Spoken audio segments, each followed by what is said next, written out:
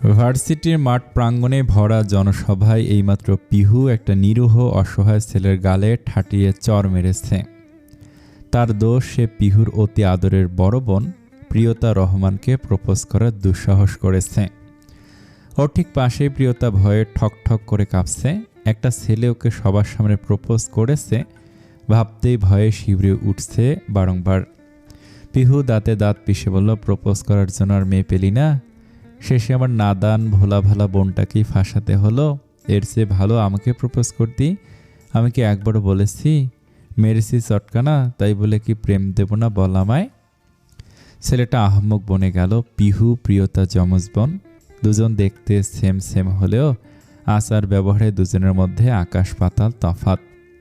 এমন নয় পিহুকে কেউ প্রপোজ করেনি, কিন্তু যেই ছেলে একবার পিহুকে প্রপোজ করেছে সে আর দ্বিতীয়বার পিহুর নামও মুখে নেয়নি। একদিনেই ছেলেটাকে ধরে প্রাণে মেরে তবেই পিহু দম নেয়। 1 বছরের মাথায় পিহু নামটা ভার্সিটির নিরীহ ছেলেদের কাছে আতঙ্কের কারণ হয়ে উঠেছে। এই ছেলেটা নতুন হওয়ায় প্রিয়তাকে প্রপোজ করে বসে, এরপরে এই কাণ্ড ঘটে। পিহু ছেড়ে দে না। প্রিয়তা পিহুর হাত ধরে ঋণঋণিয়ে বলে। পিহু হাত ঝাড়া দিয়ে বলে, আরে ছাড় তো, আগে এটাকে সাইজ করে নেই। এই ছেলে ওঠো, নাম কি তোমার? দেখে তো নতুন বলে মনে হচ্ছে। লজ্জা করে না জুনিয়র হয়ে সিনিয়রকে প্রপোজ করতে আসো? সো সরি ম্যাম, আমি বুঝতে পারিনি উনি জুনিয়র নন। এই শালা, তার মানে কি জুনিয়র হলে প্রপোজ করতেই? ছেলেটা ঘাবড়ে গিয়ে বলে, না না ম্যাম, জীবনেও না। কান ধর। হ্যাঁ, কানে কম শুনিস নাকি? সিনিয়র আপুকে প্রপোজ করার শাস্তি হিসেবে এই রোদে কান ধরে দাঁড়িয়ে থাকবি। ছেলেটা অসহায় চোখে প্রিয়তার দিকে তাকালে পিহু ধমকে উঠে বলে, কি হলো, কথা কানে যায়নি? ছেলেটা ভয়ে কেঁপে ওঠে, তাড়াহুড়ো করে কানে হাত দিয়ে নিঃশব্দে দাঁড়িয়ে রইল। পিহু প্রিয়তার হাত ধরে ক্লাসরুমের দিকে এগোয়। ছেলেটা নতুন ছিল, ভুল করে ফেলেছে, ছেড়ে দে না। পিহু প্রিয়তার দিকে তাকিয়ে মেজাজ নিয়ে বলে, তাহলে যখন ছেলেটা তোকে সবার সামনে আই লাভ ইউ বলেছিল তখন তুই পিহু পিহু করে সিল্লাসিল্লি করছিলি কেন? প্রিয়তা মুখ কাঁচুমুচু করে। পিহু আবারও ওর হাত ধরে হাঁটা নিল। প্রিয়তাকে ওর ডিপার্টমেন্টে রেখে নিজের ক্লাসে চলে যায়। প্রিয়তা ওর চলে যাওয়ার দিকে এক দৃষ্টিতে তাকিয়ে রইল। পিহু ওর থেকে কয়েক মিনিটের ছোট, অথচ ওকে একজন বড় ভাইয়ের মতো সবসময় আগলে রাখে। এই মেয়ে, ক্লাস রেখে এখানে দাঁড়িয়ে আছো কেন? রমেশ স্যারের কথায় প্রিয়তা চমকে উঠল। এই স্যারটা একটু বেশি রাগী। প্রিয়তা ইতস্তত করতে লাগলো। রমেশ স্যার বিদ্রুপ করে বলে, তোমার বোনকে তো কিছু বলা যায় না। এমন বিশ্বমে জীবনেও এমন দস্যিমে দেখিনি আমি। সে যেই হোক, তুমি লেট এসেছ, এখন বাইরে দাঁড়িয়ে থাকো। স্যার, আমি তো ক্লাস শুরুর আগে এসেছি, প্লিজ স্যার আমাকে ক্লাসে যেতে দিন। বললাম না ক্লাসের বাইরে দাঁড়িয়ে থাকো? একবার এক কথা বললে কানে যায় না? রমেশ স্যার আজ রেগে আছেন। কারণটা অবশ্য প্রিয়তার খুব অজানা নয়। পিহু বহুবার ওনাকে নাস্তানাবুদ করেছে, যার ফলস্বরূপ রমেশ রাজ ওদের দুজনকেই সহ্য করতে পারে না। লম্বা ক্লাস শেষে পিহু প্রিয়তাকে নিতে এলো। প্রিয়তাকে চুপচাপ বাইরে দাঁড়িয়ে থাকতে দেখে এগিয়ে গিয়ে জিজ্ঞেস করে, কিরে টপার, ক্লাস রেখে বাইরে দাঁড়িয়ে কেন? কিছু না, কি হয়েছে? পিহুর সন্দিহান গলা স্বর ঠিক ধরে ফেলেছে এই চালাক মেয়ে। প্রিয়তা এখন ঝামেলা করতে চাইছিল না, কিন্তু বিধিবাম পিহু ঠিক ওর ক্লাসে ঢুকে সবার থেকে কথা বের করে নিল। রাগে ফুঁসতে ফুঁসতে জিজ্ঞেস করে, রমেশ যে কোথায় এখন? বাদ দে না পিহু, তুই চুপ কর। কতবার না বলেছি কেউ তোর সাথে অন্যায় করলে তাকে যোগ্য জবাব দিবি। তুই কি করে আমার বোন হোস আমার বুঝে আসে না। এখন চল, বজ্জারটার একটা ব্যবস্থা করে আসি। কি করবি তুই? চল তো। রমেশ স্যারের ক্লাস একটু পরেই শুরু হবে। পিহু প্রিয়তাকে রেখে ফাঁকা ক্লাসে ঢুকে পড়ল। ব্যাগে আর হিসেবে যতগুলো সুসপিন ছিল সব ভেঙে নরম চেয়ারে গেঁথে দিল। অতপর শয়তানি হাসি দিয়ে হাত ঝেড়ে ক্লাসরুম থেকে বেরিয়ে আসে। এই পিহু, কি করলি তুই? Wait and see. একটু পরে স্টুডেন্টরা সবাই চলে এলো। পেছন পেছন রমেশ স্যারও আসে। দরজায় পিহু প্রিয়তাকে দাঁড়িয়ে থাকতে দেখে তিরিক্ষি গলায় শোধায়, তোমাদের না ক্লাস শেষ, এখন এখানে কি করছো? খয়রাতের অপেক্ষা। হোয়াট? আপনি বুঝবেন না, যান, ক্লাসের সময় চলে যাচ্ছে। রমেশ রাজ মুখ বেঁকিয়ে ক্লাসে চলে গেলেন। কিছুক্ষণ লেকচার দেওয়ার পর সিটে বসতে পিহুর লাগানো পিনগুলো ওনার পাছায় বিঁধল। রমিজ স্যার বলে চেঁচিয়ে চেয়ার থেকে উঠে দাঁড়ায়। স্টুডেন্টরা সবাই কি হয়েছে জানার জন্য কৌতূহলী হয়ে আছে। রমিজ স্যার রাগ নিয়ে বলে, পড়ায় মন দাও। ছাত্রটা তাড়াতাড়ি বইয়ে মুখ গুজল। রমিজ স্যার চেয়ারে হাত বুলালে হাতেও পিন ফুটে যায়। কটমট চোখে দরজার বাইরে তাকিয়ে পিহু ফিসেল হেসে জোরে জোরে গেয়ে ওঠে, ডাবের পানি ডাবের পানি, খাইলে বুঝবে তুমি কার নানি, পাঙ্গা নিলে পাছায় ফুটবে আলপিন কারি কারি।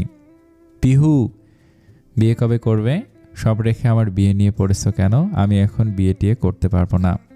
আফতাব রেগে গিয়ে বলে, সমস্যা কোথায় তোমার? বিয়ের কথা শুনলে নাক সিটকাও কেন? আমি কি তোমাকে জোর করে বিয়ে দিচ্ছি? পছন্দ থাকলে বলো, আমরা তো রাজি আছি। দুলা ভাই, ছেলে যখন বিয়ে করতে চাইছে না তখন জোর করছেন কেন? তুমি চুপ করো তাসমিন। এই তোমাদের আদর পেয়ে ও একটা অবাধ্য বাদর তৈরি হয়েছে। আজ অতিষ্ঠ হয়ে বলে, তোমাদের বড় ছেলে আছে না, তাকে কেন বিয়ের কথা বলো না? সে হয়েছে আরেক মহারাজ। আমার কথা কবে কানে নিয়েছে শুনে একটু শাসন করতে গেলে তোমার মা কেঁদে বুক ভাসায়। সব হয়েছে তোমার মায়ের জন্য। ওই মহিলার জন্য ছেলেদের একটু শাসন করতে পারিনি, যার ফলাফল সব কয়টা অবাধ্য হয়েছে। সকাল সকাল গলা ফাটাচ্ছ কেন? কি হয়েছে? তাহমিনার কথায় আফতাব রাশভারী গলায় বলে ওঠে, কারণটা তোমার অজানা নয় তাহমিনা। এক ছেলে বাড়ি ছাড়া আরেকজন বিয়ের নাম শুনলে নাক সিটকায়। বলছি আমি আর কতদিন বেঁচে আছি? নাকি বেঁচে থাকতে তোমার ছেলেরা আমাকে বৌমা নাতি নাতনিদের মুখ দেখতে দেবে না? সকাল সকাল কী সব শুরু করেছো তুমি? হ্যাঁ, আজ বেরোচ্ছিস? হ্যাঁ আম্মু, অফিসে কাজের চাপ অনেক। আব্বু তো বলেই খালাস, কাজ তো সব আমাকেই করতে হচ্ছে। আমাকে একদম কাজ দেখাবে না আজ। দুদিনের ছেলে বাপকে দাদাবাড়ি চেনাতে আসছে। তুমিও দিন দিন টিপিক্যাল মায়েদের মতো হয়ে যাচ্ছে আব্বু। যে কাজ আম্মুর করার কথা সেটা তুমি করছো। ঠিক বলেছ, এটা তোমার আম্মুর করার কথা, অথচ আমাকে ছেলের বিয়ে করানোর জন্য ধর্ণা ধরতে হচ্ছে। শুধু সুযোগ দিচ্ছি আজ, এরপর কিন্তু অ্যাকশনে নামলে ধরে ধরে বিয়ে পড়িয়ে দেব। কাজ ছেড়ে কাজী হয়ে গেলেই তো পারো। এতই যখন বিয়ে দেওয়ার শখ, তখন না হয় তোমার জন্য বাড়ির বাইরে একটা কাজী অফিসে খুলে দিলাম। আজ আমি আসছি আম্মু, আসছি, সাবধানে যাস। শোন, চুপচাপ হোস্টেলে চলে যাবি, আমি একটু পরে আসছি। তুই কোথায় যাবি? কিছু কেনাকাটা করব। ভুলে গেলি আজ তন আর বাদ দে। ও তাই তো, আমি একদম ভুলে গেছিলাম। আমিও যাই, এই রোদে আর ঘুরতে হবে না, তুই বরং রুমে চলে যায়। প্রিয়তা মাথা নেড়ে হ্যাঁ বোঝায়। পিহু ওকে রিকশায় তুলে দিয়ে দোকানের দিকে গয়ে তনা ওদের সাথে হোস্টেলে থাকে। ভাগ্যক্রমে প্রিয়তা তনা একই ডিপার্টমেন্টের, শুধু পিহুই আলাদা ডিপার্টমেন্টের। তনা অনাথ। এক দুঃসম্পর্কের চাচা তনার পড়াশোনার খরচ চালায়, পাশাপাশি তনা টিউশনি করিয়ে যতটুকু পারে পড়াশোনা এগিয়ে নিয়ে যাচ্ছে। পিহু বেকারিতে ঢুকলো, সুন্দর দেখে একটা কেক অর্ডার করে নেয়, সাথে বার্থডে টুপি, মোমবাতি, পার্টি স্প্রে সহ আরও কিছু টুকটাক জিনিস কিনে রিকশার জন্য দাঁড়ায়। আজও একই রাস্তা দিয়ে অফিসে যাচ্ছিল। আফতাবের কল আসায় বিরক্তি নিয়ে ড্রাইভ করতে করতেই কল রিসিভ করে।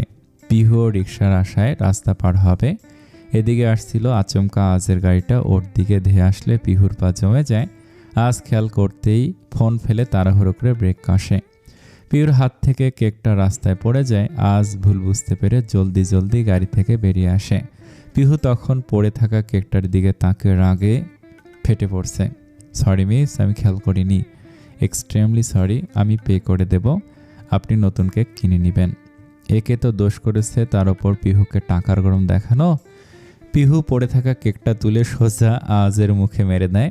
ঘটনার আকস্মিকে আজ হতবুদ্ধি হয়ে গেছে। পিহু ঝাঁঝালো গলায় বলে, সরি মিস্টার, আপনার টাকা আপনার পকেটেই রাখুন, আর এই নিন টিস্যু, মুখ পরিষ্কার করে নেবেন। আর হ্যাঁ, নেক্সট টাইম চোখটা কপালে না রেখে জায়গায় রেখে ড্রাইভ করবেন। পিহু বাকি জিনিসগুলো তুলে হনহনিয়ে হাঁটা শুরু করলো। মেজাজি গরম করে দিল লোকটা। আজের চোখ মুখ রাগে লাল হয়ে গেছে। বাম হাতে মুখ থেকে কেক পরিষ্কার করে টিস্যুটা পায়ের তলায় পিষে দাঁতে দাঁত চেপে, বেয়াদব অসভ্য মেয়ে, আমি তোমায় দেখে নেব। মায়ান কাজে বেরিয়েছিল। পথিমধ্যে একটা মেয়েকে ভীতু সন্ত্রস্ত দেখে এগিয়ে গিয়ে নরম গলায় জিজ্ঞেস করে, এনি প্রবলেম মিস? প্রিয়তা এদিক ওদিক তাকায়। রিকশাওয়ালা মামাটা ওকে রাস্তার এ পাশে নামিয়ে চলে গেছে। এখন প্রিয়তা রাস্তা পার হতে পারছে না। এখন তো পিহুও নেই, ভয়েও রাস্তার কিনারায় দাঁড়িয়ে আছে। হ্যালো মিস, আপনি কি রাস্তা পার হতে পারছেন না? মায়ান খেয়াল করলো মেয়েটার ঠোঁট ভয়ে কাঁপছে, কপালে বিন্দু বিন্দু ঘাম জমেছে। মায়ান মোটেও ইতস্তত করল না, এক হাতে প্রিয়তার হাত চেপে ধরতেই প্রিয়তা তরাক চোখে তাকায়। ওর ঠিক পাশে লম্বা ফর্সা বিশাল দেহী সুদর্শন পুরুষ দাঁড়িয়ে রয়েছে। প্রিয়তার বুকের ভেতরে ধক করে উঠল। ভয় পাবেন না, আমি পার করিয়ে দিচ্ছি। প্রিয়তা কথা বলার মতো অবস্থায় নেই, ভয়ে হাত পা ঠান্ডা হয়ে গেছে ওর। মায়ান এক হাতে প্রিয়তাকে সাথে নিয়ে অন্য হাতে গাড়ি থামানোর নির্দেশনা দিতে দিতে সামনের দিকে এগিয়ে যায়। রাস্তা পার হতে মায়ান জিজ্ঞেস করে, কোথায় থাকেন আপনি, পৌঁছে দেব? প্রিয়তা ঝটপট মাথা নেড়ে না বোঝায়। মায়ান আরও কিছু বলবে, কিম অফিসের কল আসলে ও প্রিয়তাকে সাবধানে যাবেন বলে ওখান থেকে চলে আসে। প্রিয়তা মূর্তির মতো দাঁড়িয়ে আছে। লোকটা ওর উপকার করলো আর প্রিয়তা বিনিময়ে ধন্যবাদটুকু দিল না। পিহু কেক কিনে নিয়ে আসতে আসতে তখন গোধূলি বেলা। তনিমা টিউশনি করাতে গেছে। প্রিয়তা পিহুর আসতে দেরি হচ্ছিল দেখে চিন্তিত হয়ে কল করলে দেখে পিহু রুমে ঢুকছে। প্রিয়তা অস্থির গলায় শুধায়, এত সময় লাগলো কেন? সামান্য কটা জিনিস কিন্তু এত সময় লাগে? পিহু ক্লান্ত ভঙ্গিতে প্রিয়তার দিকে কেকের প্যাকেট এগিয়ে দিয়ে বলে, এটা রাখ, খালাকে গিয়ে বল ফ্রিজে ঢুকে রাখতে। প্রিয়তা বোনের পাশে বসে নরম গলায় জিজ্ঞেস করে, কি হয়েছে? নাকের ডগা এত রাগ কেন? কারোর সাথে ঝামেলা জড়াসনি তো? পিহু কোনা চোখে তাকায়, ফ্যাঁসফ্যাঁসে গলায় বলে, পেয়েছিলাম কোনো এক ছাগলের বাচ্চাকে, বেয়াদব একটা। রাস্তার মাঝে এমনভাবে ব্রেক কষেছে আমার হাত থেকে পুরো কেকটাই পড়ে গেল। কি বলিস? তুই আবার কোনো ঝামেলা করিসনি তো? তোর কি মনে হয় আমি ছেড়ে দেওয়ার পাত্রী? নোংরা কেকটা তুলে মুখে মেরে দিয়ে এসেছি, আমাকে টাকার গরম দেখানো পিহুকে? পিহু ছোট্ট করে নিঃশ্বাস ফেলে কেকটা নিয়ে যেতে লাগলো। বেশিক্ষণ বাইরে রাখলে গলে যাবে। ওর আর কি, পিহু কেমন তা ও জানে। শুধু মাঝে মাঝে পিহুর এই দুঃসাহসিকতার জন্য ভীষণ চিন্তা হয়, না জেনে মেয়েটা কবে বিপদে পড়ে যায়। আজ অফিসে বসে বসে কাজ করছে, কিন্তু কিছুতে কাজে মন বসছে না। বারংবার মেয়েটার করা অপমানে মুখটা রক্তিম হয়ে উঠেছে। এদিকে ফোনটাও ক্রমাগত রিং হয়েই চলেছে। আজ বিরক্তি নিয়ে কল রিসিভ করে। ওপাশ থেকে মায়ানের চঞ্চল গলা শোনা গেল, কেমন আছিস? আজ একবারও কল করলি না যে? আজ কান থেকে ফোনটা নামিয়ে নম্বর দেখে। মায়ান ফোন করেছে। ওর নির্লিপ্ত গলায় বলে, তেমন কিছু না, বল কেমন আছো? কাজকাম কেমন চলছে? কি ব্যাপার বলতো, কণ্ঠে রাগের আভাস পাচ্ছি। তুই কি আমার উপরে রেগে আছিস নাকি আবারও আঙ্কেল বিয়ে নিয়ে তোকে পাড়া দিচ্ছে? কামন বড়, তুমি শুরু হয়ে যেও না। জানোই তো আব্বু কেমন, আমিও সাফ সাফ বলে দিয়েছি বিয়ে শাদী আমার দ্বারা সম্ভব না। পুরুষ মানুষ হয়ে বিয়ে করতে ভয় পেলে হবে বেটা? জীবনে তো একটা গার্লফ্রেন্ডও জোটাতে পারলি না। আর তুমি নিজের কথা একটু বলো। আমি আব্বুকে সাফ সাফ বলে দিয়েছি বিয়ে দেওয়ার শখ থাকলে যেন তোমার বিয়ের ব্যবস্থা করে। এই রে, শেষে নিজে বাঁচাতে আমাকে ফাঁসিয়ে দিলি কেন? তোমার বিয়ে করতে আপত্তি কোথায় তুই জানিস না কেন? শুধু শুধু একটা মেয়ের জীবন বিপন্ন করে আমার কি লাভ? তার চেয়ে বরং অবিদ্যে থাকি। তুই চাইলে বিজনেসে জয়েন করতে পারতে। দীর্ঘশ্বাস ফেলে বলল আজ। মায়ের শুধু হাসলো। বিয়ে করে নে বেটা, তাহলে তোর বাচ্চা কাছের মুখ থেকে চাচ্চু ডাক শোনার জন্য হলেও বাড়ি ফেরার কারণ পাওয়া যাবে। তোর বউয়ের ভাসুর হব ভাবতেই তো মজা লাগছে। বউ বাচ্চার কথা উঠতে আজকের কথা মনে পড়ে যায়। পিহুর মতো এক পিসকে জীবনে পেলে জীবন তেজপাতা। ও আতঙ্কিত গলায় বলে, বিয়ে মানে নারী, আর নারী মানে জীবন নিয়ে টানাটানি। এই জাতিকে আমার বিশ্বাস নেই, আমার সারা জীবন কুমারী থাকতে চাই। মায়ান সন্দিহান গলায় জিজ্ঞেস করে, কেন রে, তোর আবার কি হলো? আর বলো না, আজকে রাস্তায় একটা বাজে সিচুয়েশনে ফেসে গিয়েছিলাম। ডিটেলসে বল।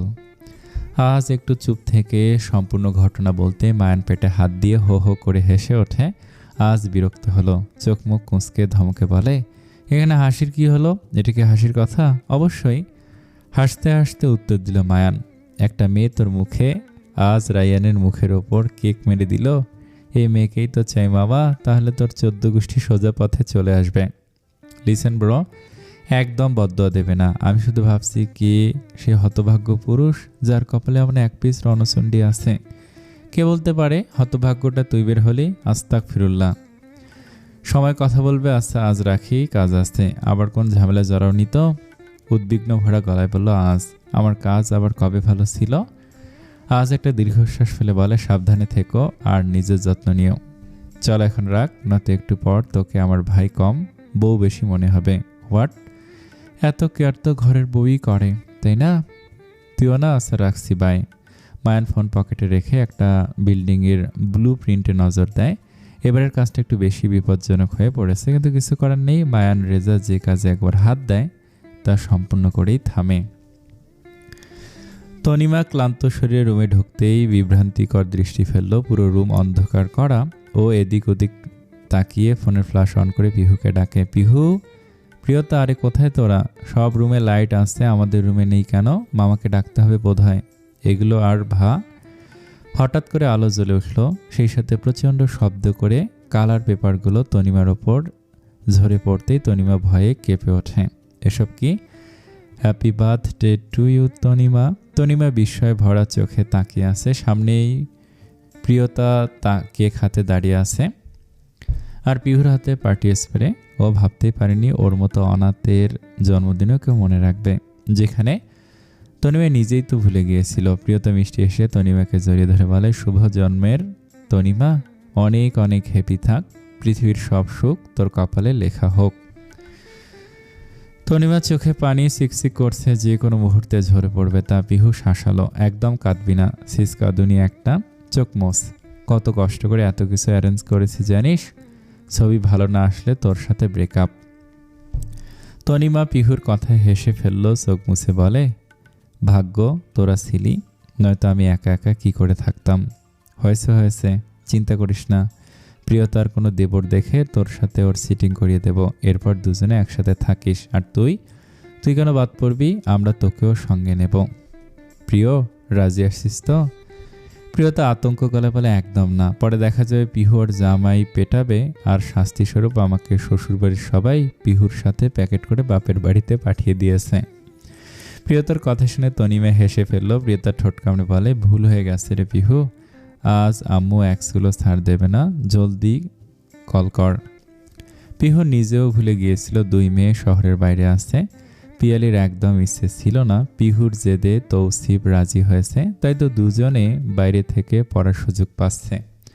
দূরে থাকলেও কি হবে, প্রতিদিন সময় করে পিয়ালিকে কল না করলে অভিমানে গাল ফুলিয়ে বসে থাকেন মহিলা। পিহু অনবরত কল করেই চলেছে। পিয়ালি ঘুমিয়ে পড়েছিল, শরীরটা ভালো নেই। পিহুর কল দেখে উঠে বসলেন। কল রিসিভ হতেই পিহু ছটফটিয়ে বলে, সরি আম্মু, ব্যস্ত ছিলাম তাই লেট হয়ে গেল। কি করছো? ডিনার করেছো? আব্বু ফিরেছে? একটু থাম, এত প্রশ্ন উত্তর দেবো কি করে? তোর আব্বু এখনো ফেরেনি। আমার একটু শরীর খারাপ তাই শুয়েছিলাম। কি হয়েছে তোমার? নিশ্চয়ই প্রেশার বেড়ে গেছে। হবে হয়তো। আমার কি কেউ আছে যে আমার যত্ন নেবে? আমাকে কি কেউ ভালোবাসে? এতক্ষণে পিহু ফোনটা প্রিয়তার কানে গুঁজে দিয়েছে। মায়ের সব কথা পিহুর সতে নিতে পারে না। প্রিয়তা চুপচাপ শুনল সবটা, সান্ত্বনার বাণী আওড়ালো। পিয়ালি প্রিয়তার সাথে কথা বলে একটু শান্ত হয়। প্রিয়তা খুশি হয়ে বলে, জানো আম্মু, আজ তনিমার জন্মদিন, কথা বলো। পিয়ালি তনিমার সাথে কিছুক্ষণ কথা বলল। মেয়েটার ওপরে তনিমার বড় মায়া, অনাথ একটা মেয়ে। প্রিয়তাকে বলে ও তনিমার জন্য যেন ভালো দেখে গিফট কিনে দেয়। পিয়ালি তরফ থেকে কথা শেষ করে ফোন রেখে দিল। এরপর 3 জনে মিলে কেক কেটে রাতটা আনন্দ উল্লাস করে কাটিয়ে দিল। সকাল সকাল ক্লাস থাকায় প্রিয়তাকেই আগেই চলে আসতে হয়েছে। সঙ্গে পিহু এসেছে, বোনকে সে কিছুতে একা একা ছাড়বে না। প্রিয়তাকে ক্লাসে দিয়ে পিহু বাইরে অপেক্ষা করছে। ওর ক্লাস টাইম শুরু হতে ঢের সময় বাকি। এমন সময় কি করা উচিত ভাবতেই দেখে একদল ছেলেরা ক্রিকেট খেলছে। পিহু এগিয়ে গেল, ওদের খেলা দেখতে লাগলে একটা ছেলে ওকে ডেকে বলে, পিহু খেলবে নাকি? দেখি কেমন খেলতে পারো। আর একজন তাচ্ছিল্য করে বলে, আরে ও তো মেয়ে মানুষ, এসব কি মেয়ে মানুষের খেলা? বলেই হো হো করে হাসতে লাগলো। পিহু রেগে যাচ্ছে, ব্যাগটা শক্ত করে চেপে ধরে এগিয়ে গিয়ে কণ্ঠে দৃঢ়তা ধরে বলে, তাই বুঝি? ঠিক আছে, আজকে আমিও প্রমাণ করে দেব মেয়েরা ঠিক কি পারে, কিন্তু আমার একটা শর্ত আছে। কি শর্ত? আমি যদি খেলে জিততে পারি তাহলে তুই সবার সামনে আমাকে আম্মা ডাকবি আর গাইবি, তুমি গুরু আমি শিষ্য, রাজি? এটা একটু বেশি হয়ে গেল না? ছেলেটা তাচ্ছিল্য করে বলে, আরে রাখতো, ও ছক্কা মারলে তবে তো আমি রাজি, কিন্তু তুমি যদি না জিতো তাহলে তুমি সবার সামনে আমাকে কিস করবে, রাজি? পিহু ফুঁসে উঠে বলে, ওকে ডান। এই ছেলেটা যে ইচ্ছে করে পিহুকে রাগিয়ে দিল তা সবাই ভালোভাবে বুঝেছে। প্রথম দিন এই ছেলেটাই প্রিয়তাকে প্রপোজ করে থাপ্পড় খেয়েছিল, তারই শোধ নিতে চাইছে ও। পিহু খেলার জন্য প্রস্তুত। বেশ সুন্দরভাবেই খেলাটা শুরু হলো। ওই বেডি মানুষ দেখে বল করিস, আবার লেগে গেলে কান্নাকাটি জুড়ে দিবে। পিহু তাচ্ছিল্য করে বলে, বেডি মানুষ মনে করে না, একজন প্রতিদ্বন্দ্বী মনে করে বল কর, নয়তো তোকে কিন্তু আম্মা ডাকতে হবে। ছেলেটা বেশ ভাব নিয়ে বল ছুড়ল। প্রথম বলে পিহু চার মারল। পিহু যে ক্রিকেট খেলতে পারে এটা ওদের ধারণার বাইরে ছিল। সবাই অবাক হয়ে তাকালো ওর দিকে। পিহুর চোখে মুখে কুটিলতা ফুটে উঠেছে। আজকে ছেলেটাকে দিয়ে আম্মা ডাকিয়েই ছাড়বে ও। লাস্ট বলে পিহু ছক্কা মারল। মায়ান ঠিক তখনই মফিজের সাথে কথা বলতে বলতে এগিয়ে আসছিল। পিহু দেখেনি ওকে, অমনি বলটা এসে লাগলো মায়ানের মেইন পয়েন্টে।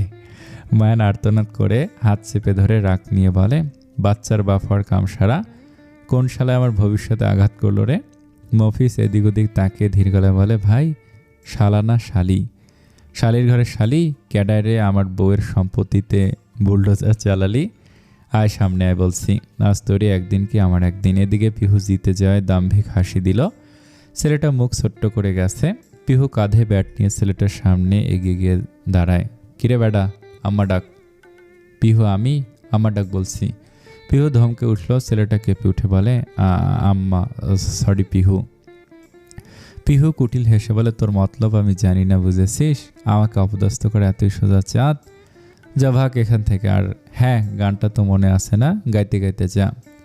ছেলেটা চাপা রাগ নিয়ে তুমি গুরু আমি শিষ্য গানটা গাইতে গাইতে চলতে শুরু করলো। ওর আশেপাশে থাকা বন্ধুরা তখন ওকে নিয়ে মজা করছে। আগে বলেছিলাম এই মেয়ের সঙ্গে পাঙ্গা নিস না, she is all in one, সব পারে ও, সব। পিহু তখন বল খুঁজতে ব্যস্ত। একটি এগিয়ে যেতেই দেখে মায়ানের হাতে বল। পিহু হাত বাড়িয়ে বলে, বল দাও ফার্স্ট। মায়ান দিল না, বরং চরম অবাক হয়ে বলে, তুমি সেই না ভীতু মেয়েটা? বলকে মেরেছে বল, নাম বলো। আমি মেরেছি কেন? ইউ ইডিয়েট, ক্রিকেট কি মেয়েদের খেলার জিনিস? এখনই আমার বিয়ে করার লাইসেন্স বাতিল হয়ে যেত। পিহু এদিক ওদিক তাকিয়ে মায়ানের অবস্থা খেয়াল না করে চাইতেও হেসে ফেলল। মায়ের নাক সিটকে বলে, অন্যায় করে আবার হাসা হচ্ছে, বেয়াদব একটা। পিহুর চোয়াল শক্ত হয়ে এলো। রাগের চোটে কাঁধের ব্যাট দিয়ে মায়ানের পাছায় দিল এক বাড়ি। মায়ার চিৎকার করে ওঠে, ওরে মফিজ, কোথায় তুই? সামনে পেছনে ভেঙে চুরমার হয়ে গেল রে, এটা মেয়ে না দাজ্জাল। পিহু মায়ানের দিকে ঝুঁকে এসে ভারিক্ষি গলায় বলে, নাও এবার শুধু লাইসেন্স না, পুরো ভিসা পাসপোর্ট সব ক্যান্সেল করে দিলাম। অতঃপর মফিজকে ডাকলো, এই মফিজ, ভাড়া কত? 30, এটাকে নিয়ে ভাগ, নয়তো যেটুকু বাকি আছে এটাও থাকবে না। মফিজ বিড়বিড় করে বলে, কি সাংঘাতিক মেরে বাবা, প্রথম দিনে মায়ান রেজাকে রুগী বানিয়ে ছাড়ল। স্যার আপনার এই অবস্থা কেন? কি হয়েছে? পড়ে টরে গেলেন নাকি? রমিজ স্যারের কথায় মায়ান চোখ মুখ কুঁচকে বলে, সব দোষ আপনার। আমার? অবাক গলায় বলে ওঠে রমিজ স্যার। মায়ান খেকি উঠে বলে, তা নয় তো কি? হ্যাঁ, কেমন শিক্ষক আপনি যে স্টুডেন্ট মানুষ করতে পারেন না?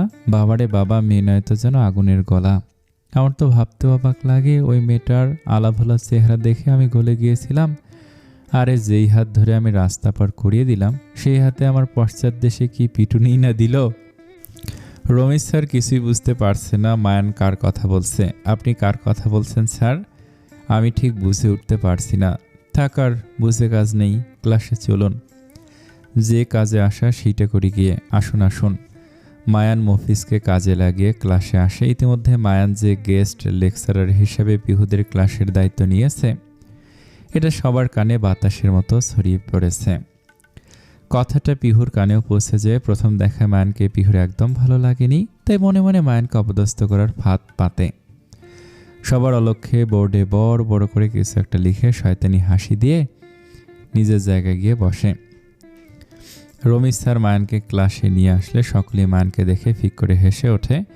পিহুর ওকে ব্যাট দিয়ে পাছায় বাড়ি মারার ঘটনা এখন সবার মুখে মুখে।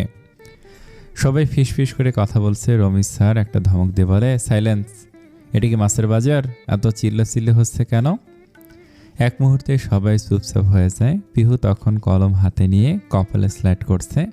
মায়ান আর চোখে দেখলো ওকে, মনে মনে বলে, চেহারা দেখে ভুলিস না মায়ান রেজা, নারী মানেই ছলনা, ভুলে যাস না এই মেয়ে আজ তোকে আচ্ছা মতো ধোলাই দিয়েছে, আর তুই কিছু করতে পারিসনি।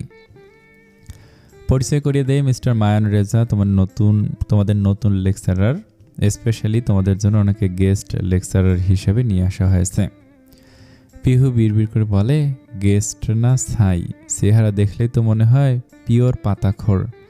এখন কি এই মুরগিটার ক্লাস করতে হবে? Oh no. মায়ানের নাম শুনে সবাই মিটিমিটি হাসতে লাগলো। মায়ান জলদি ফোন বের করে চোখ মুখ দেখে নেয়, না সব ঠিকঠাক রয়েছে, তাহলে সবাই ওকে দেখে হাসছে কেন? এরপরই বোর্ডে চোখ পড়তে মায়ানের চোখ বড় বড় হয়ে গেল।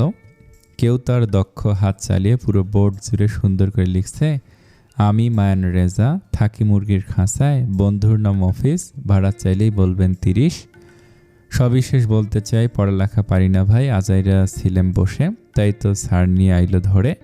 অতপর এখানে এসে বাস খাই 2 বন্ধু মিলে, স্বাগতম বাস খাওয়া ক্লাসে। পিহু তরাক করে উঠে বলে, আমরা এনার বাস খাওয়া ক্লাস করতে ইচ্ছুক নেই স্যার, আমাদের দেখে কি আপনার পান্ডা মনে হয়? ওনাকে দয়া করে কোনো চিড়িয়াখানার কাছে দিয়ে বসুন, বসে বসে সকাল বিকাল পান্ডাকে বাস খাওয়াবেন। পিহুর কথায় ক্লাসরুমে হাসির রোল পড়ে গেল। রমিজ রাজ ধমকে ওঠে, এটা কে করেছে? পুরো ক্লাস নীরব হয়ে আছে, কেউ কিছু বলছে না। রমিজ স্যার চোখ পাকিয়ে একটা ছেলেকে দাঁড়াতে বলে, এই ছেলে, হ্যাঁ তুমি দাঁড়াও, বলো বোর্ডে সব কে লিখেছে? ছেলেটা পিহুর দিকে তাকিয়ে শুকনো ঢোক গিলল, অতপর রমিজ স্যারের দিকে তাকিয়ে ভয় ভয় বললে, জানি না তো স্যার, সত্যি বলছি। ভালোই ভালোই বলে দাও, তুমিও তো এবার কপি করার জন্য ওয়ার্নিং পেয়েছ, তাই না? আর একটা মিথ্যে কথা বললে তোমার পরীক্ষা দেওয়া আমি বন্ধ করে দেব। স্যার, একটা নাদান বাচ্চাকে এভাবে ভয় দেখাচ্ছেন? সি রে রমিজ, সি। চুপ করবে বেয়াদব একটা।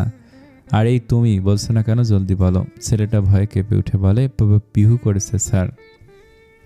পিহু তখনও নির্লিপ্ত বসে আছে, হয়তো জানতোই এই ভীতু ডিমটা ওকে ঠিক ফাঁসিয়ে দেবে। রমিজ স্যারের চোখ মুখে ক্রূর হাসি ফুটে উঠল। এই মেয়ে ওনার নাকে দম করে রেখেছে। উনি পিহুকে দাঁড়াতে বলে, ওঠো, উঠে কান ধরে পুরোটা সময় দাঁড়িয়ে থাকো। পিহু ভালো মেয়ের মতো ব্রেঞ্চ থেকে উঠে এসে রমিজ স্যারের সামনে দাঁড়ায়। আচমকা রমিজ স্যারের কান টেনে ধরলে রমিজ স্যার চেঁচিয়ে বলে ওঠে, এই মেয়ে, আমার কান ছাড়ো, তোমার তো সাহস কম নয়, আমার কান ধরো বেয়াদব একটা। পিহু ইনোসেন্ট লুক নিয়ে বলে, বারে আপনি তো বললেন পুরোটা সময় কান ধরে দাঁড়িয়ে থাকতে। তো স্যার, কানের ওজন কি খুব বেশি, তাই আমাকে ডাকলেন কান ধরার জন্য? মস্করা হচ্ছে, আমি তোমার কান ধরতে বলেছি বেয়াদব। আমার কান কোথায়, দেখেন আমায়। রমিজ স্যার খেয়াল করে পিহু হিজাব পরে আছে, যার জন্য ওর কান দেখা যাচ্ছে না। এদিকে মায়ান পিহুর কাণ্ড দেখে তাজ্জব বনে গেছে, মনে মনে ভাবছে, এটা মেয়ে না ভিন গ্রহের প্রাণী। আজ রোজকার মতো আজকে অফিসে যাওয়ার জন্য বের হয়েছে, রাস্তায় জ্যাম লাগায় বসে বসে গ্রিন সিগন্যালের অপেক্ষা করছে। প্রিয়তা ক্লাস শেষ হয়ে যাওয়ায় তনিমার সাথে ফিরছিল। পিহু আগেই বলে রেখেছে শপিং মলে চলে যেতে, ও আসলে একসাথে শপিং করা যাবে। এদিকে আজের মুখটা তো প্রিয়তা দেখে রাগে লাল হয়ে উঠেছে, মেজাজ তরতর করে বেরিয়ে চলেছে। ও কিছুক্ষণ স্টিয়ারিংয়ে হাত চেপে স্থির হয়ে বসে রইল। মেয়েটাকে দেখলেই কালকের অপমানের কথা মনে পড়ে যাচ্ছে। প্রিয়তা তনিমার হাত ধরে রাস্তা পার হয়, ততক্ষণে জ্যাম ছেড়ে দিয়েছে। আজ না চাইতেও প্রিয়তার চলে যাওয়ার দিকে তীক্ষ্ণ দৃষ্টিতে তাকিয়েছিল। রাগে দাঁত চেপে বলে, দূর থেকে দেখতে তো ইনোসেন্ট মনে হয়, অথচ আজ তো একটা বেয়াদব উগ্র মেয়ে কোথাকার। আমার বদদোয়া লাগবে, জামাইটা হবে টাকলু, খারুস, বজ্জাত, বইরা, খাটাস। আজ নিজের করা কাজে অবাক হয়ে গেল। মাথা নেড়ে অবাক হয়ে বলে, ও শিট, পাগল হয়ে গেলাম নাকি? এসব বলছে মেদাত। মস্তিষ্ক থেকে পিহুর চিন্তা বের করে গাড়ি নিয়ে বেরিয়ে পড়লো। এইসব মেয়েদের নিয়ে ফালতু চিন্তা করার মতো সময় আজ রায়ানের নেই। মায়ানের আজ আর ক্লাস নেওয়া হয়নি। তিক্ত অভিজ্ঞতা নিয়ে ক্লাসরুম থেকে বের হতেই পিহুকে দাঁত কেলিয়ে দাঁড়িয়ে থাকতে দেখলো। ওকে দেখে কপাল কুঁচকে ফেলে ও। সন্দিহান দৃষ্টিতে তাকে জিজ্ঞেস করে, কে চাই? আবার কোনো শয়তানি কাণ্ড কারখানা মস্তিষ্কে কিলবিল করছে। পিহু দাঁত বের করে হে হে করে হাসলো, অতপর সুর টেনে ডাকে, গঞ্জিকা স্যার। পিহুর এই অদ্ভুত নাম শুনে মায়ান চমকে ওঠে, হোয়াট, কি বললে তুমি? কেন গঞ্জিকা স্যার? ও তুমি বুঝি ওটাকে পাতা বলো? অবশ্যই নেশাখোরকে নেশাখোর বললে কষ্ট তো পাবেই। আচ্ছা পাতাখোর স্যার, এবার ঠিক আছে। শাট আপ, কাকে কি বলছো তুমি? হ্যাঁ, আমি তোমার স্যার হই, স্যারকে কেউ এভাবে সম্মান দেয়? আর আবার তুমি করছো, আমি তোমার স্যার লাগি, দুলা ভাই না, বুঝেছো তুমি? এ কে আমার এসেছে রে? আমার ঠেকা পড়েছে তোমাকে আমার দুলাভাই বানাতে? আমার বাবার কি মেয়ে বেশি হয়েছে যে তোমার মতো এক পিসের সাথে বিয়ে দিতে হবে? আর লিসেন, আমি সবাইকে আপনি বলি না, স্পেশালি তোমার মতো ফাউলকে তো একদমই না। দেখলেই তো নেশাখোর বলে মনে হয়। হুট করে গেস্ট স্যার হিসেবে তোকে আমার ডিপার্টমেন্টে আসতে হলো। ছাতার মাথা ক্লাস এমনিতেও ভালো লাগে না, তারপর এক্সট্রা ক্লাসের ঝামেলা। শোন, ভালো ভালো বলছি, নিজের ভালো ছেলে বিদায় হ, নয়তো আমার নামও প্রত্যুষা রহমান পিহু। মার এখানে লাশ পড়বে শ্বশুরবাড়িতে। মানে আবার ক্রুর হেসে পিহুর দিকে গিয়ে আসে, আঙুল উঁচু করে পিহুর নাকের ডগা নেড়ে বলে, ওয়াও, আমার জানা ছিল না তুমিই আমার শ্বশুরবাড়ির রাস্তা চিনো। ওহ প্লিজ, আমাকে বিনা টিকিটে বিনা খরচায় শ্বশুরবাড়িতে পাঠিয়ে দাও। বউটার জন্য পরানটা বড্ড পুড়ে। বউটাও নিশ্চয়ই আমার অভাবে শুকিয়ে যাচ্ছে। পিহু মায়ানের কথায় বিভ্রান্ত হলো, মুখ বিকৃত করে বলে, তার ছিঁড়া। পিহু চলে যেতে লাগলে মায়ান পেছন থেকে চেঁচিয়ে বলে, ওই শালি, ইটস নট এ গালি। আরে তোমার বাপের বাড়ির ঠিকানা তো বলে যাও, কথা দিচ্ছি খালি হাতে যাব না, বউ নিয়ে বিনিময়ে তোমাকেও শ্বশুরবাড়ির রাস্তায় নামিয়ে নিয়ে আসবো। পিহুর আগি চোখে পেছন ফিরে তাকালো। মায়ান তখন মাথার পিছনে হাত দিয়ে হেসেই চলেছে। পিহু মুখ ভেংসি কেটে হনহনিয়ে চলে যায়। প্রিয়তা অনেকক্ষণ হলো শপিং মলেই রয়েছে। এরপর না গেলে ঝামেলা করবে, নয়তো আজকে এই মায়ানের বিয়ের শখ চিরদিনের জন্য ঘুষিয়ে দিত। এসব কি করছেন স্যার? মেয়েটার সাথে খামোকা লাগতে যাচ্ছেন কেন? ওরে মফিজ, এই প্রথম আমার মনের মতো কাউকে পেয়েছি। এ তো সাধারণ মেয়ে নয়, সাংঘাতিক মেয়ে। দেখছিস না কেমন পায়ে পা লাগিয়ে ঝগড়া করছে? জীবনে কাজই কি সব বিনোদন বলেও তো কিছু আছে, এর সাথে কেমিস্ট্রি জমবে ভালো। ও, আপনি আবার মেয়েটার প্রেমে পড়ে যাননি তো? মফিজের অবাক ভঙ্গিতে বলা কথাটা ম্যান শুকনো বিষম খেল। স্যার ঠিক আছেন? মাথা খারাপ তোর? এই মেয়ের সাথে যে সংসার করবে নির্ঘাত, বহু ধৈর্য নিয়ে পৃথিবীতে পয়দা হয়েছে বেচারা। একে সামলানো কি মুখের কথা? যে পরকে ছাড় দেয় না, নিজে আমাকে একসুলো ছাড়বে বলছিস? তাহলে বেচারার কি হবে স্যার? মায়ান মোনাজাত করে বলে, হাত তোল মফিজ, বেচারার আত্মার মাগফিরাত কামনা কর। পিহু তাড়াহুড়ো করে শপিং মলের মধ্যে ঢুকছে। প্রিয়তা অনেকক্ষণ অপেক্ষা করায় বিরক্ত হয়ে পিহুকে কল দেয়, তুই কোথায় আছিস? আমাদের আগে আসতে বলে কী লাভ হলো? কখন থেকে এখানে দাঁড়িয়ে আছি, এরপর তো দোকানদারও বের করে দিবে। সরি আমি আসছি, ভেতরে ঢুকে পড়ছি, একটু অপেক্ষা কর। পিহু ফোনটা ব্যাগে রাখবে, তখনই কারোর সাথে ধাক্কা লাগে, ফোনটা নিচে পড়ে গেল। পিহু ব্যস্ত হয়ে ফোন তুলতে গেলে দেখে ফোনের স্ক্রিন ফেটে গেছে। ভাগ্যিস গরিলা গ্লাস লাগানো ছিল ভেবেই স্বস্তির নিঃশ্বাস ফেলল। তখনই একটা তীক্ষ্ণ ঝাঁঝালো কণ্ঠ ওর কানে ভেসে এলো, চোখ নেই নাকি? আমার সব জিনিস ফেলে দিল, ম্যানারলেস এক একটা কোত্থেকে আসে যে এরা। পিহু প্রথমে ভেবেছিল সরি বলবে, যদিও দোষটা সম্পূর্ণ ওর ছিল না, কিন্তু ম্যানারলেস বলায় বেশ গায়ে লাগলো ওর। ফোন ব্যাগে রেখে চোখ মুখ স্বাভাবিক রেখে বলে, এক্সকিউজ মি আন্টি, মানছি আমার ভুল হয়েছে। তাই বলে আপনি কি চোখটা কপালে তুলে চলছিলেন? সামনে থেকে একটা জলজন্ত মানুষ আসছে, খেয়াল করেননি? মহিলাটা মুখ তুলল, চেহারায় আধুনিকতার ছোঁয়া, বয়স 40-45 এরকম হবে হয়তো। চোখে মুখে কৃত্রিমতার প্রলেপ থাকায় বয়সটা ঠিক বোঝা যাচ্ছে না। চোখে রোদ চশমা, হাতে দামি ভেনিটি, পোশাক পরিচ্ছদ বেশ শৌখিন আর দামি। মহিলাটা পিহুর উদ্দেশ্যে বলে, বাপরে কথার তেজ, বড়দের সাথে কিভাবে কথা বলতে হয়, এতটুকু ভদ্রতা বোধ নেই তোমার? বাবা মা কিছু শেখায়নি? না আন্টি, একদম বাপ মায়ের ওপরে যাবেন। তাহলে কিন্তু আপনার 14 গোষ্ঠীকে টেনে নিয়ে হাজির করবো বলে রাখলাম। কি দজ্জাল মেরে বাবা, যে কার বউ হবে? আল্লাহ রহম করো। করবে না আন্টি, দেখবেন ঠিক আপনার বাড়ির বউই হব। ছেলে তো আছে নাকি? মরণ, আমার বই গেছে তোমাকে ছেলের বউ করতে। তুমি যা মেয়ে, আমার বোঝা হয়ে গেছে। বড় আফসোস আন্টি, আমি তো সিদ্ধান্ত নিয়ে ফেলেছি, বউ তো আমি আপনার বাড়িরই হব, তারপর আপনি হবেন আমার শাশুড়ি। আপনাকে দিন রাত কড়াইয়ে রুটি ভাজার মতো করে না ভাজলে আমিও পিহু নই। আরে যাও যাও, আমার বাড়ির ছেলে তোমার মতো মেয়েদের 2 টাকারও দাম দেয় না। কি বললেন আপনি? পিহু তেরে রেগে যেতে শপিং মলের সেলস গার্ল এসে ওদের থামায়। পিহু তখন ওর আগে ফুটছে।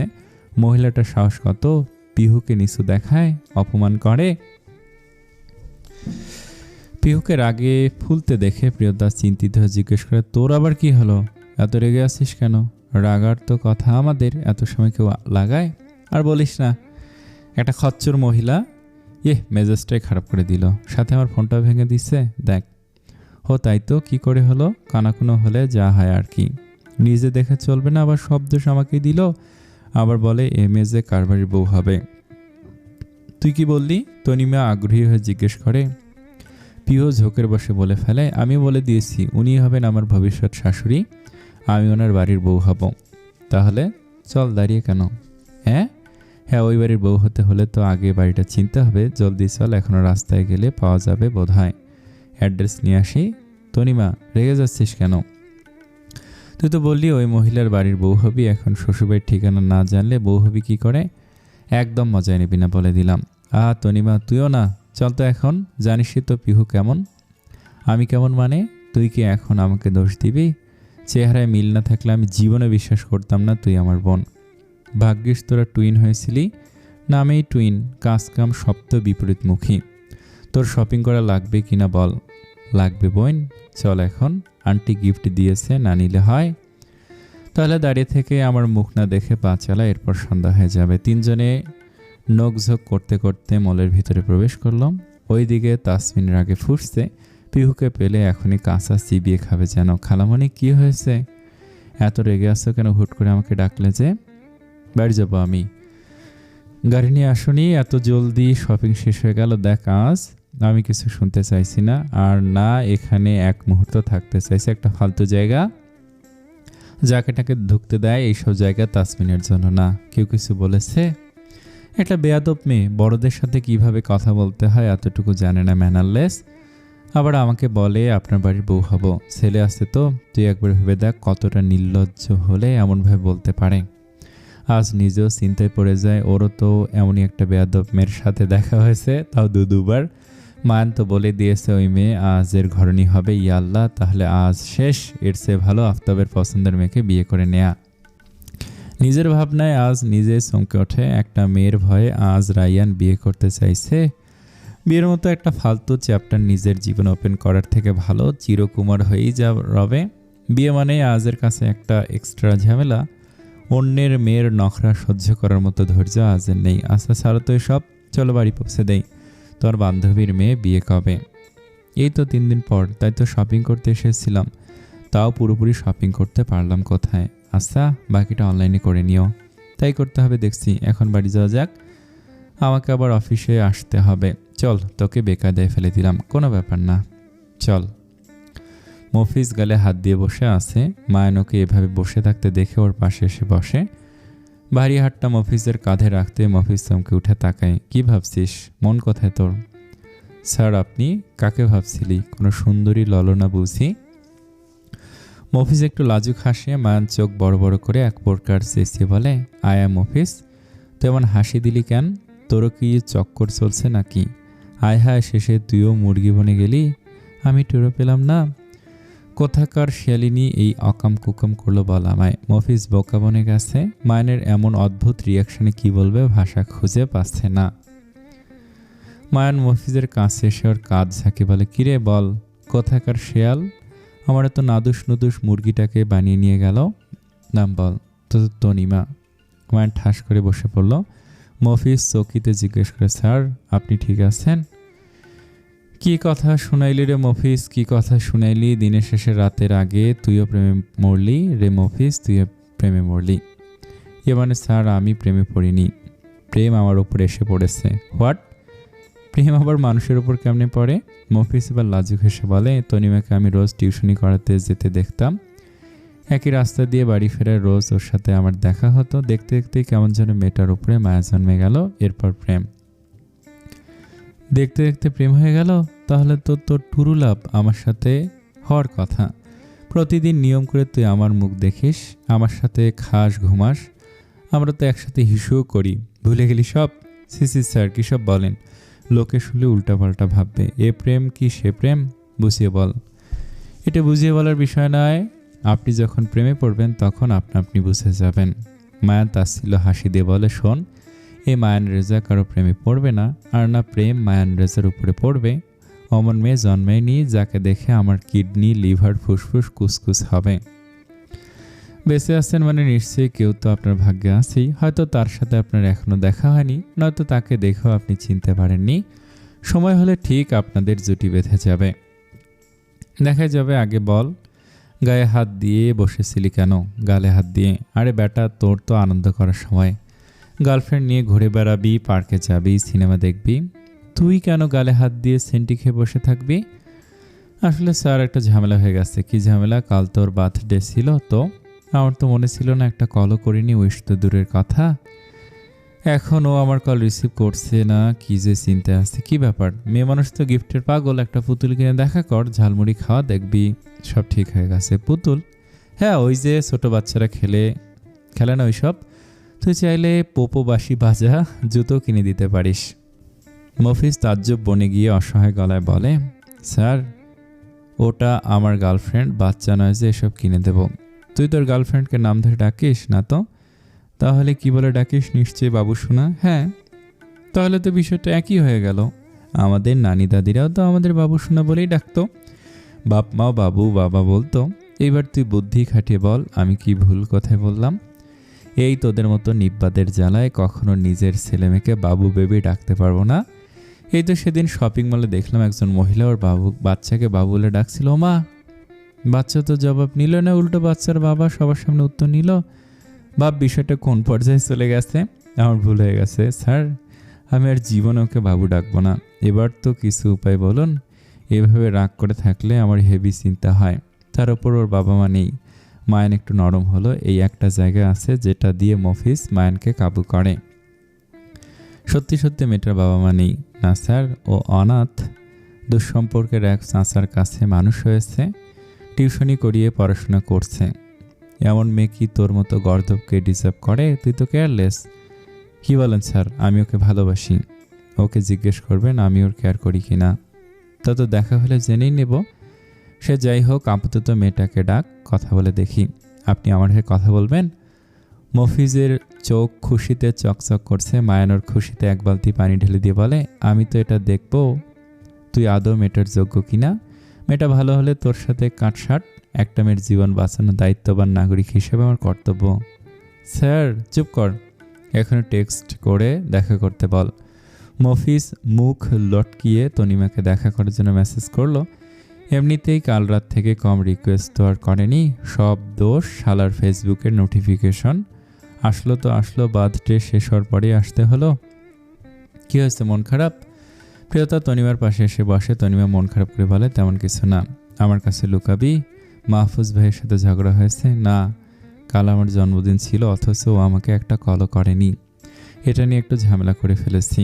কাল থেকে রিকোয়েস্ট করছে, এখনও মেসেজ দিয়েছে, দেখা করতে চায়। তুই তো জানিস উনি ব্যস্ত মানুষ। আর এমন তো নয়, তোরা বহু বছরের পরিচিত, একটু ভুল তো হতেই পারে। এত ভাবিস না, দেখা কর। ইচ্ছে করছে না।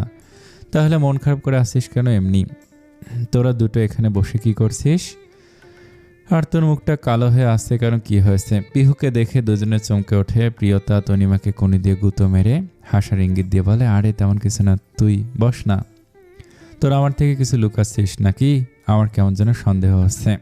সন্দিহান চোখে তাকিয়ে প্রশ্ন করে পিহু।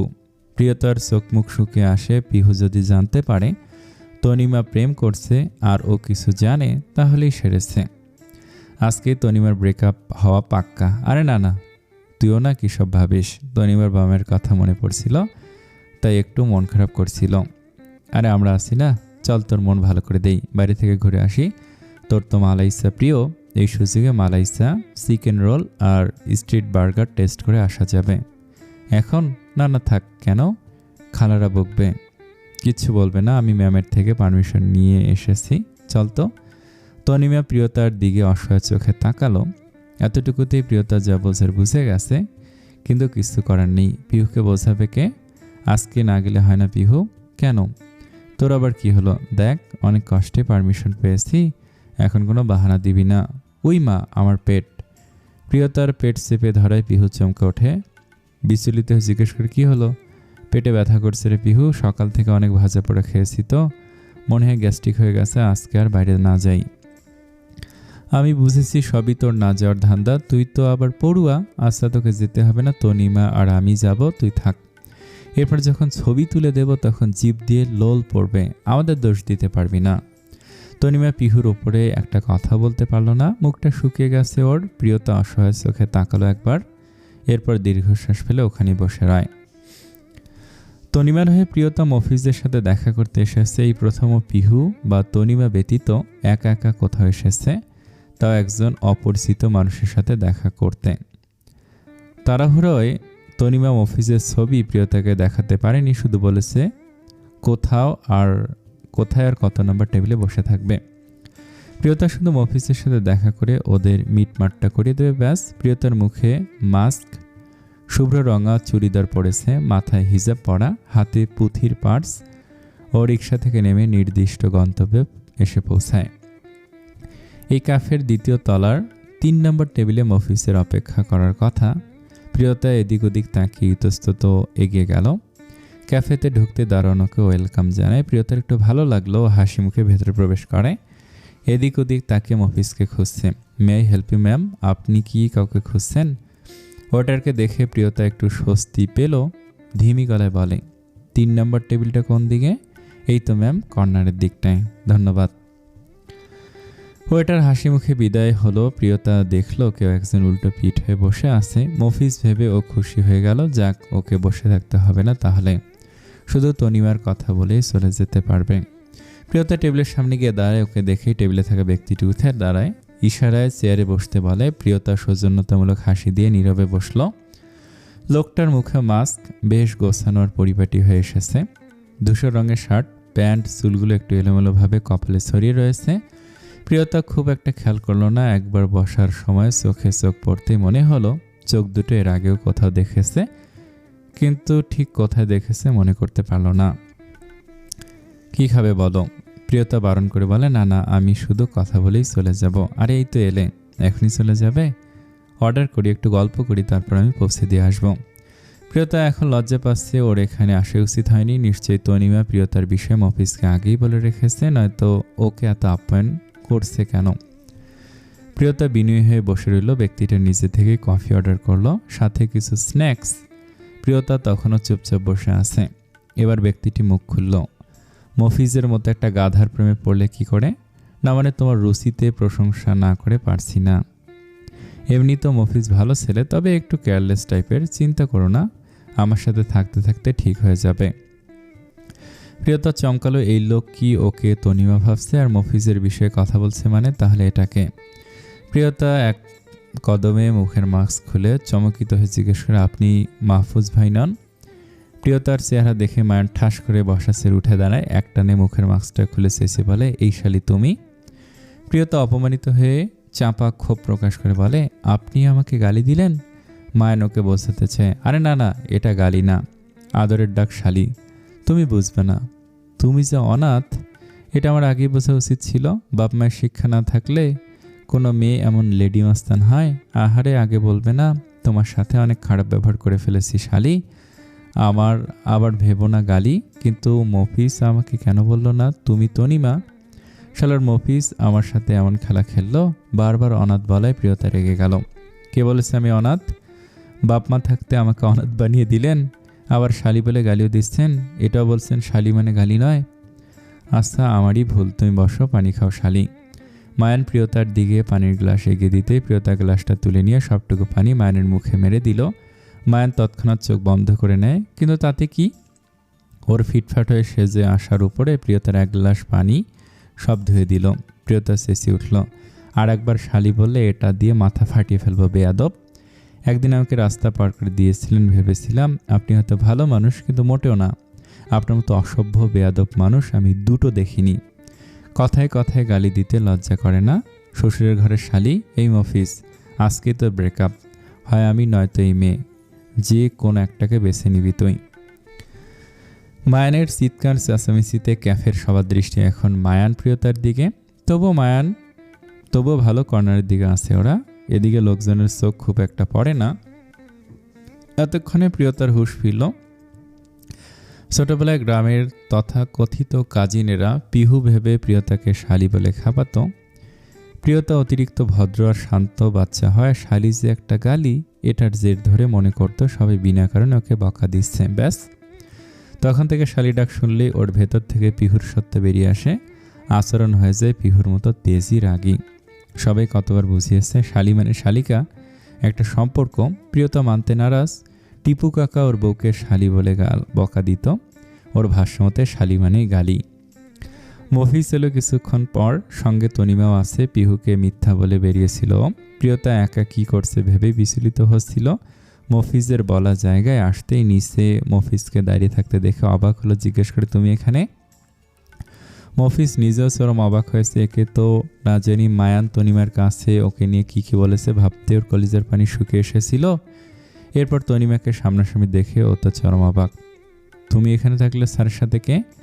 আমারও তো একই প্রশ্ন। তুমি একা থাকলে প্রিয়তার সাথে কে? প্রিয়তা? হ্যাঁ, বলেছিলাম না আমার ফ্রেন্ড প্রিয়তা। ও নো, চলো জলদি। এরপর দুজনেই তাড়াহুড়ো করে এসে দেখে মায়ান প্রিয়তার মধ্যে তুমুল দ্বন্দ্ব বেঁধে গেছে। তনিমা দৌড়ে এসে প্রিয়তাকে ধরে। ও এখনও রাগে কাঁপছে, চোখ ছলছল করছে। স্যার, আপনার এই অবস্থা? মায়ান রাগে দাঁত কিরমির করে বলে, এই বেয়াদব মেয়েটার সাথে তুই প্রেম করিস? দুনিয়াতে আর মেয়ে পেলি না, আজকে ব্রেকআপ করবি, নয়তো তোর চাকরি আউট। তোকে বান্দরবনে ট্রান্সফার করে দেব। এরপর বান্দরের সাথে পীড়িত করিস শালা খচ্চর। কি হয়েছে প্রিয়, তোর এই অবস্থা কেন? প্রিয়তা কাঁদো কাঁদো গলায় আঙুল তুলে মায়ানকে ইশারা করে বলে, এই লোকটা ভীষণ খারাপ, আমার সাথে বাজে ব্যবহার করেছে। একেই বলে চোরের মায়ের বড় গলা। প্রথমে আমার পশ্চাৎ দেশে ব্যাট দিয়ে মারলি, এরপর মুখে পানি ছুঁড়ে মারলি, আবার বলে যে বাজে ব্যবহার আমি করেছি। আলবাত আপনি করেছেন, আপনার মুখের ভাষা আস্তাগফিরুল্লাহ। তনিমা অফিসের দিকে রাগি চোখে তাকে বলে, এসব কী হচ্ছে মাহফুজ? তুমি আমাকে আসতে বলে নিজে নিচে দাঁড়িয়েছিলে। আমার হয়ে আমার বান্ধবী এসেছে জানা সত্ত্বেও ওকে আরেকজনের সাথে দেখা করতে দিয়েছ। সে আমার বান্ধবীকে অপমান করেছে। এত কিছুর পরেও তুমি যদি ভেবে থাকো আমাদের সম্পর্ক থাকবে, তাহলে বলবো এটা তোমার ভুল ধারণা। আজকের ব্রেকআপ। চলো প্রিয়। তনিমা প্রিয়তাকে নিয়ে চলে যেতে লাগলে। মফিজ অসহায় গলায় বলে, তনি শোনো না। আরে আমাকে এক্সপ্লেন তো করতে দাও তনি। আরে যেতে দে, এরকম মেয়ে কত আসবে যাবে। স্যার, রেগে যাচ্ছিস কেন? তুই জানতি না ওই বেয়াদব ঝগড়ুটে মেয়েটাই তোর গার্লফ্রেন্ড? জেনে শুনে ওকে আমার পেছনে লাগিয়েছিস। তোকে তো, আরে ওই মেয়েটা তনিমার ফ্রেন্ড যে এখনই আমাকে কথা শুনিয়ে গেল, ওটা তনিমা। আপনি আমার লাইফ লাইন কেটে দিলেন স্যার। মান কিছুক্ষণ স্তব্ধ হয়ে বিস্মিত গলে জিজ্ঞেস করে, কি বলিস? ওই মেয়েটা তোর গফ নয়? না তো তেরি। মান ঠাস করে বসে পড়লো, হাত পা ছড়িয়ে জিজ্ঞেস করে, তোর হয়ে তোর গফের সাথে দেখা করাটা খুব ভারী পড়ে গেল দেখছি। একদম। যাকগে, ভালোই হয়েছে। যে মেয়ের বান্ধবী এমন, সে মেয়ে কেমন হবে আমার জানা আছে। ওই মেয়ের সাথে তুই কিছুতেই সংসার করতে পারতি না। চলে গেছে, বেঁচে গেছিস বেটা। এই খুশিতে আজ আমার তরফ থেকে পার্টি, যা ইচ্ছে খা। মফিজ কটমট চোখে মায়ানের দিকে তাকিয়ে আছে। মায়ান মফিজের দৃষ্টিকে কিঞ্চিত ভয় পেল। শুকনো ঢোক গিলে হাসার চেষ্টা করে বলে, হে তোর আবার কি হলো? বললাম তো ওর চেয়ে ভালো মেয়ে পেয়ে যাবি, আমি খুঁজে দেব, চাপ নিস না। আর আমি তো আছি। আমি থাকতে তোর গফ দিয়ে কি কাজ? আমরা একজন আরেকজনের জন্য পারফেক্ট, তাই না? তুই আমার জন্য রান্না করবি, আমি বাজার করব, দুজনে একসাথে অফিসে যাব, রিক্সা করে ঘুরে বেড়াবো, সিনেমা দেখব। তুই চাইলে আমি বেড শেয়ার করতেও রাজি আছি। এমনিতেই তুই আমার ফ্ল্যাটেই থাকিস, রুমে থাকলে তো সমস্যা নেই, তাই না? মফিজ রাগে মায়ানের দিকে তেরে আসতে আসতে বলে, স্যার, আজকে আপনার একদিন কি আমার একদিন?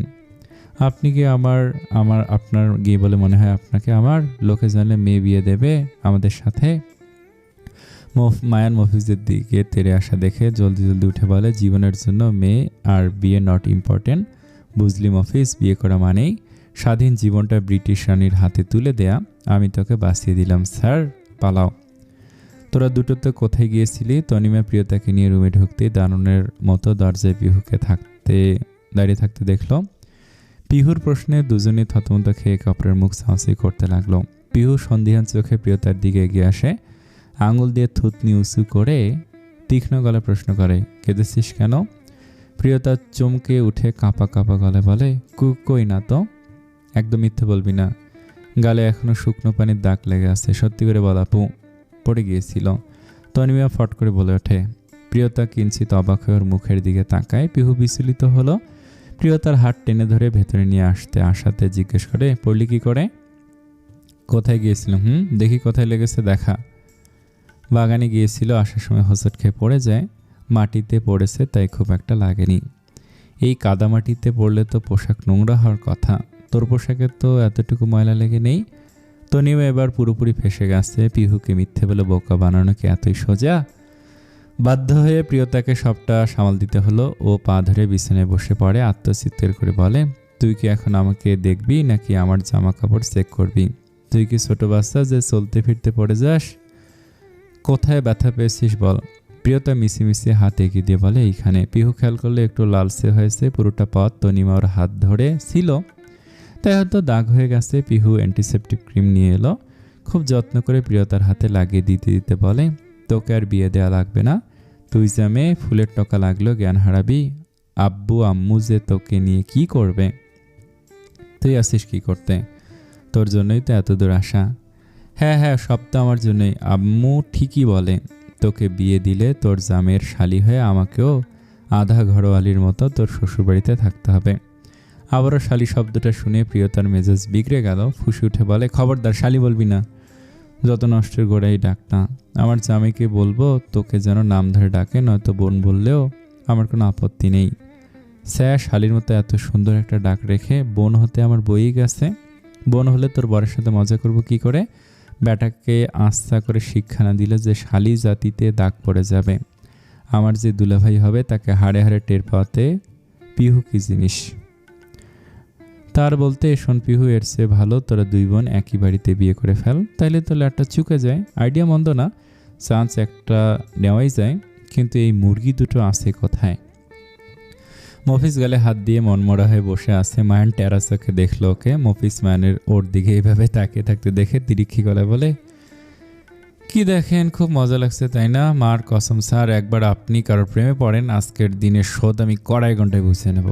সে মায়ান ভারী তাচ্ছিলের স্বরে শব্দটা উচ্চারণ করলো। মফিজ দুই হাত তুলে মুনাজাতের ভঙ্গিতে পারে, ইয়া আল্লাহ, তোমার কাছে বিচার দিলাম, এই মায়ান রেজা আমার সাজানো সংসারকে ধ্বংস করে দিয়েছে। আর কদিন পর আমি বিবাহিত হতাম, আজ আমি লাইকে বিধবা। সব হয়েছে এই মায়ান রেজার জন্য। ইয়া আল্লাহ, তুমি এই মায়ান রেজার জীবনে এমন এক টর্নেডো, তুফান, সুনামির আগমন ঘটাও যে মায়ান রেজার বিবাহিত জীবনকে তছনছ করে দিবে। মায়ান রেজার জীবনকে তেজপাতার মতো করবে। বিয়ে তো করবে, কিন্তু জীবনেও যেন বউয়ের ধারে কাছে যেতে না পারে। তাহলে মায়ান রেজা বুঝবে মুখের সামনে মিষ্টি রেখে ডায়াবেটিসের রোগীর মতো লোভ সামলাতে বসে থাকার কত জ্বালা। মফিজের অভিশাপ দেওয়া দেখে মায়ান গোল গোল চোখে তাকিয়ে আছে। মফিজের পেটে পেটে এই ছিল, এ তো মায়ানের ভবিষ্যৎ অন্ধকার করে ছাড়বে। মফিজ মায়ানের দিকে তাকে জিজ্ঞেস করে, আর কিছু অ্যাড করবো স্যার? আরও কিছু বাকি আছে বুঝি? মফিজ আবার দুহাত তুলে জোরে জোরে বলে, ইয়া আল্লাহ, আর একটা দোয়া কবুল করো। এই বজ্জাত লোকটাকে একটা বজ্জাত শ্বশুর দান করো। মফিজ আবারও মায়ানের দিকে তাকায়, চিল্লিয়ে বলে, স্যার আমিন পড়ুন। মফিজের বাচ্চা আস্তর হচ্ছে। মায়ান তেরে আসতে মফিজ উঠে এক দৌড়। আজকে মায়ানের সামনে গেলেও ও নির্ঘাত খুন হয়ে যাবে। তুমি কি তোমার সিদ্ধান্ত পাল্টাবে না? আফতাবের রোজকার কথায় আজ বিরক্ত, একই কথার কতদিন শুনতে হবে? দেখো আব্বু, তোমার যদি বিয়ে দেওয়ার এত শখ থাকে তাহলে এক কাজ করো না।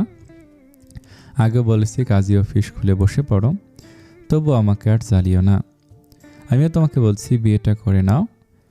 নীনা মেয়েটা ভালোই আছে, আমাদের অফিসে কাজ করে, ওর বাবা লোকটাও ভীষণ ভালো, আমার পরিচিত, তুমি তো ওকে চেনো। তুমি যখন কোনো মেয়েই সিলেক্ট করতে পারছো না তখন নীনার বিষয়টা একটু ভেবে দেখো। অসম্ভব, ওই ন্যাকা মেয়ে আমার পক্ষে টলারেট করা একদম অসম্ভব নয়। আমি জাস্ট নিতে পারি না। তাহলে তুমি ঠিক কেমন মেয়ে চাইছো একটু বলবে? আমার মনে হয় আমার মেয়ে মানুষে অ্যালার্জি আছে, সহ্যই হয় না, পছন্দ তো দূরের কথা। What rubbish! তোমার মা খালা কি মেয়ে নয়? তাদেরকে তো তোমার ঠিকই সহ্য হয়। বিয়ে করে নাও, আমি গ্যারান্টি দিচ্ছি সারাদিন বউয়ের আসল ধরে ঘুরবে আর 4 বেলা আমার কাছে এসে কৃতজ্ঞতা প্রকাশ করবে। ও প্লিজ আব্বু, আমাকে কি তোমার মতো মনে করছো? আমি জানি তুমি বিয়ের জন্য দাদুর কাছে কেমন ধন্না দিয়ে পড়ে থাকতে। বেয়াদব, বাবার সম্পর্কে এভাবে বলে, লোকে শুনলে কি বলবে? মিথ্যা কি বললাম? সবসময় সব জায়গায় সত্যি কথা বলতে হয় না। আর তুমি তো জানোই তোমার আম্মুকে বিয়ে করতে আমার কত কাঠখড় পোড়াতে হয়েছে। আমার বাপ তো বিয়েই দিতে চাইনি, আর আমি কত ভালো দায়িত্ববান বাবা যে ছেলে বড় হতেই বিয়ে দিতে চাইছি। সুযোগ লুফে নেওয়া আজ, পরে কিন্তু কেঁদে কুল পাবে না। নো নিট আব্বু, তাহমিনা তোমার ছেলেকে বোঝাবের পর কিন্তু সোজা মেয়ে তুলে নিয়ে এসে বিয়ে পড়িয়ে দেব। তাহমিনা নিজে বিরক্ত, এটাও ঠিক। আজের বিয়ের বয়স হয়েছে, একলা বাড়িতে উনি আর কতদিন থাকবেন? নাতি নাতনিকে মানুষ করার শখও তো পুরোপুরি দমিয়ে ফেলতে পারছেন না। উনি বেশ নরম গলায় আজকে বোঝায়, দেখ বাবা, ছেলে হোক আর মেয়ে হোক, বিয়ের বয়স হলে তো বিয়ে করতে হবে, তাই না? এটাই প্রকৃতির নিয়ম, সমাজের নিয়ম। তুই বল না কেমন মেয়ে তোর পছন্দ, তুই যেমন মেয়ে বলবি আমরা ঠিক খুঁজে বের করব। শেষে তাহমিনাও আজের বিরুদ্ধে চলে গেল। নিজের মা আজের এবার নিজেকে অসহায় মনে হচ্ছে। সব হয়েছে ওই মায়ানের জন্য। শালা নিজে তো বাড়ি ছেড়েছে আর ফাঁসিয়ে গেছে আজকে। আজ কিছুক্ষণ ভেবে বলে, ওকে ফাইন, যেমন মেয়ে বলবো ঠিক তেমন মেয়ে ছাড়া বিয়ে করবো না, ফাইনাল। এরপর কিন্তু তোমরা আমাকে অযথা বিয়ে করে মানসিক চাপ দেবে না। ঠিক আছে, তুই বল তোর কেমন মেয়ে লাগবে? রাগী, তেজি, বদমেজাজি, চঞ্চল, ঝগড়ুটে, বাউন্ডুলে, বেয়াদব, অসভ্য, ঠোঁটকাটা, লাগাম ছাড়া, বেয়ারা, পরাশর, খামখেয়ালি। আফতাব, তাহমিনা দুজনে শখ। তুমি এগুলো মেয়ের গুণ বলছো নাকি আমাদের উপর রাগ ঝাড়তে গালি দিচ্ছ? বাবা, আমার এরকম কোয়ালিটির মেয়েই চাই। আফতাব ছেলের মধ্যে গতি বুঝলেন, নিশ্চয়ই বিয়ে না করার ধান্দা। আফতাব চট করে রাজি হয়ে গেল। ঠিক আছে, আর কি গুণ শুনলে এবার চেহারার বিবরণ শুনে যাও। বলো মা। প্রথম দেখে মনে হবে কানের নিচে ঠাটি একটা চর মারি। আমার হবু বউকে ঠিক এতটাই অসহনীয় আর অসহ্যকর হতে হবে যাকে দেখলে মনে হবে জীবনটা এখানে শেষ। বাহ বাহ, দেখো তাহমিনা, তোমার ছেলের পছন্দ। আর তুমি কি বলছিলে? সুশীল, সুন্দর, লম্বা লম্বা চুল, মায়াভরা মুখ, নম্র আর মিষ্টি, ভারী কোমল হৃদয়। আর তোমার ছেলের কথা শোনো, আমার সিদ্ধান্ত আমি জানিয়ে দিয়েছি, এমন মেয়ে খোঁজার দায়িত্ব তোমাদের। যতদিন না পাচ্ছ ততদিন আমাকে আর বিরক্ত করো না। আজ চলে যেতেই তাহমিনা আর্তনাদ করে বলে, আজের আব্বু আমাকে ধরো, ছেলের মাথায় পুরোটাই গেছে। হায় হায়, এমন মেয়ে আমার সংসার এলে আমার সংসার তো রসাতলে যাবে। সব তোমার। ছেলের বিয়ে না করার ফন্দি আমি দেখে নেব। ওই যদি আমার ছেলে হয় আমি ওর বাপ হই। বাপের মায়ের দুনিয়ার বাইরে। এদিকে আশ্রমে ঢুকতে ঢুকতে ভাবে, ওই বেয়াদব মেয়েটার সব কোয়ালিটি তো বলে দিলাম। নিশ্চয়ই কোনো সুস্থ মস্তিষ্কের বাবা মা এহেন মেয়ের সাথে ছেলের বিয়ে দেবে না। সে যাই হোক, আমিও জীবনে বিয়ে করব না। আর ওই মেয়ের মতো কাউকে তো জীবন না, এর চেয়ে ভালো আমি কচু গাছের সাথে গলায় দড়ি দেবো, এক গ্লাস পানিতে ডুবে মরো, তবু ওই বেয়াদব মেয়েকে বিয়ে করবো না। ইয়া আল্লাহ, দেখো কেমন যেন ওই মেয়েটার সাথে আমার আব্বুর দেখা না হয়, আমিন। আসসালামু আলাইকুম। এটা সিজন 2। প্রথম সিজনের সাথে একটু অমিল আছে, কিন্তু প্লটটা একই ধরনের। গল্পটা অনেক ভালো। হাসতে হাসতে আগের গল্প থেকে এই গল্পটা আরও অনেক ভালো হয়েছে। প্লিজ আগের গল্পটার মতো এই গল্পটাকেও সাপোর্ট করবেন। আর প্রথম পার্টটা কেমন লাগলো কমেন্টে জানাবেন। আজ, মায়ান, পিহু, প্রিয়তা এদের সম্পর্কে কিছু বলে যাবেন। ধন্যবাদ সকলকে। আসসালামু আলাইকুম।